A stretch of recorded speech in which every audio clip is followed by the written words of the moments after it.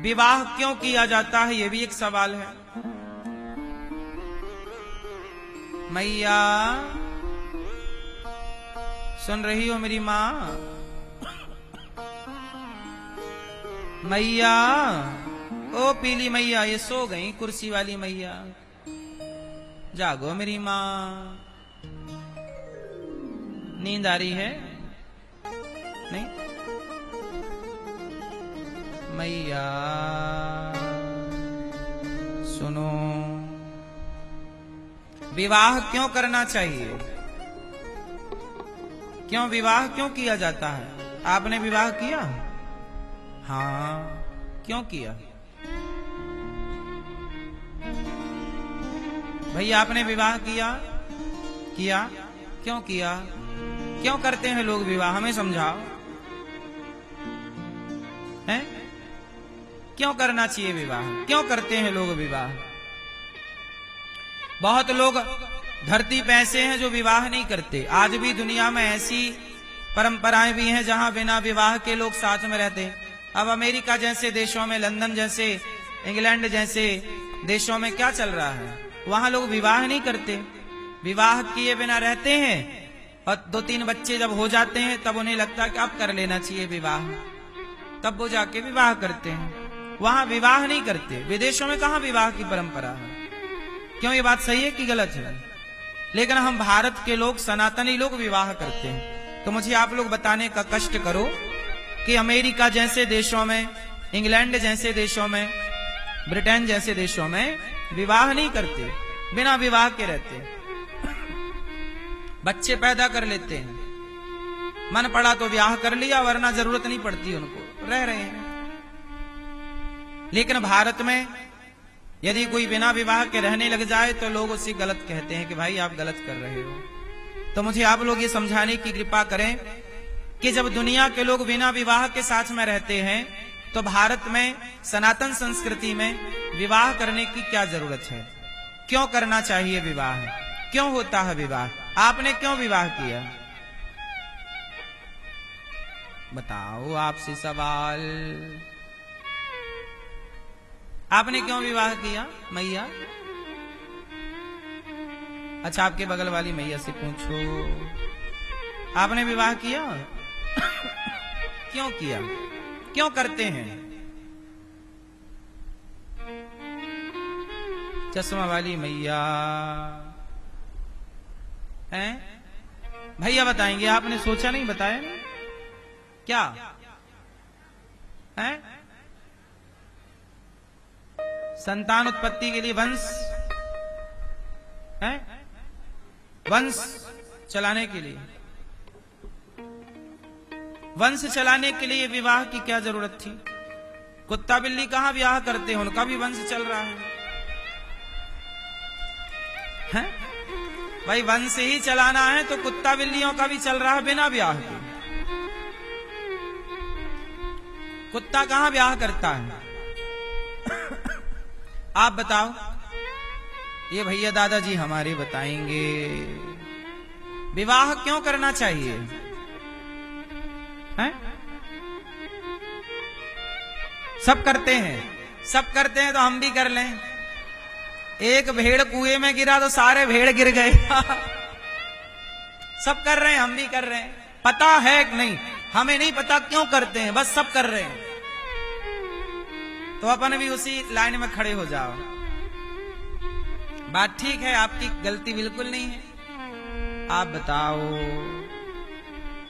ये पीछे मूंछों वाले भैया, आपने किया विवाह के नहीं? क्यों? क्यों किया? अर्थात क्या, क्यों करना चाहिए? विवाह का मूल मकसद क्या है? उद्देश्य।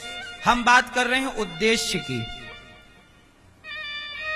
विवाह, अब देखो, आप सनातनी हो सारे लोग, और सब विवाह किए बैठे हो, लेकिन आपसे पूछा जा रहा है कि विवाह आपने किया तो क्यों किया, उद्देश्य क्या है? तो आपको उद्देश्य नहीं पता। हम बता दें? सुनो, विवाह इसलिए किया जाता है क्योंकि हम सनातनी लोग बिना विवाह के हमें यज्ञ करने का अधिकार नहीं होता। हमें यज्ञ करने का अधिकार नहीं है। बिना यज्ञ के ईश्वर की आराधना कैसे होगी? तो ईश्वर की आराधना के लिए हमारी पत्नी और हमारा पति सहयोगी है। हमें यज्ञ में बैठने का अधिकार कब मिलेगा? जब हमारी पत्नी अकेले स्त्री को यज्ञ में बैठने का अधिकार नहीं है और अकेले पुरुष को यज्ञ में बैठने का अधिकार नहीं है। इसलिए भागवत सुनो तो जोड़े से सुनना चाहिए, यज्ञ करो तो जोड़े से करना चाहिए। यज्ञ का विधान जोड़े से है। चलो भागवत में तो यदि कोई दो में से एक नहीं है तो भी आप भागवत सुन सकते हैं, परंतु आप किसी यज्ञ में आप अकेले नहीं बैठ सकते। इसलिए जब आपका विवाह होता है तो वहां पर यज्ञशाला बनाई जाती है। जो मंडप है वो एक प्रकार की यज्ञशाला, और वहां विवाह आपका कैसे होता है? सबसे पहले वहां पर वेदी होती है, हवन वेदी कुंड, और उस कुंड में आप दोनों से आहुतियां डलवाई जाती हैं। आप पति पत्नी कब बनेंगे? यज्ञ करेंगे, यज्ञ की अग्नि को साक्षी मानेंगे और फिर उस यज्ञ कुंड के फेरे करते हैं। वो फेरे काय के होते हैं? अग्नि के होते हैं। वो अग्नि काय की होती है? वो यज्ञ की अग्नि है, चिता की अग्नि नहीं है। वो अग्नि किसकी है? यज्ञ की अग्नि है। इसलिए यज्ञ की अग्नि को साक्षी मानकर पुरुष और स्त्री फेरे लेते हैं। और यज्ञ भगवान से कहते हैं, अग्नि से कहते हैं, अग्नि आपकी साक्षी है कि आज हम दोनों पति पत्नी के बंधन में बंधकर आज अग्नि क्या है? अग्नि में आहुति डाली जाती है, स्वाहा। आप लोगों ने भी डाली होगी ना विवाह के टाइम। क्यों डालते हैं? अग्नि क्या है? अग्नि क्या है? अग्नि भगवान का मुख है। अग्नि भगवान का क्या है? बोलो, मुख। अग्नि भगवान का, और उस मुख में आप आहुति डालते हैं, मतलब आप भगवान को अग्नि के द्वारा भोग लगाते हैं। इसलिए गृहस्थ लोग भगवान को भोग कैसे लगाते हैं? यज्ञ के द्वारा। इसलिए यज्ञ करने का, नित्य होम करने का विधान है। सदगृहस्थ को नित्य हवन करना चाहिए। सदगृहस्थ को नित्य क्या करना चाहिए? बोलो बोलो, हवन। जो भी बनता है भगवान को तो भोग लगेगा, लेकिन अग्नि में थोड़ी सी खीर, रोटी, जो भी प्रसाद है, घी की आहुतियां होती हैं। तो पति पत्नी को यज्ञ करने का अधिकार कौन देता है? पुरुष और स्त्री को यज्ञ करने का अधिकार कौन देता है? विवाह। आप विवाहित हैं, अच्छा आपकी पत्नी चली गई भगवान के घर और आपका पति चला गया और एक रह गए, तो एक भी आप यज्ञ करने के अधिकारी नहीं है।